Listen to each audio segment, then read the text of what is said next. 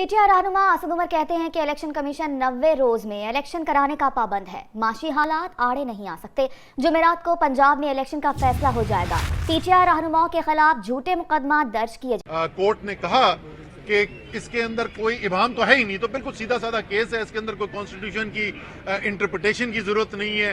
ये सादा सा मामला है, तो वो को बहुत लंबी चौड़ी के अंदर जरूरत नहीं है। और ये जुमेरात इंशाल्लाह ये भी फैसला हो जाए कि किस को इलेक्शन हो रहा है। और जैसे मैंने कहा, वो पहले से तकरीबन तयन हुआ है कि 9 और 13 तारीख के दरमियान ही होगा अप्रैल को। और ये सिर्फ फैसला हो जाएगा कि इलेक्शन जो है उसकी तारीख का ऐलान कौन करने जा रहा है। और हम इंशाअल्लाह ताला तमाम, मैं भी आपके खास तौर पे तहरीक इंसाफ के तमाम जो उम्मीदवारान हैं, तमाम जो वर्कर, उन सब को हम देना चाहते हैं कि एक ज़ाया नहीं करें। ये सिर्फ इस वक्त जो हुकूमत है वो एक इबाम पैदा करने की कोशिश कर रही है।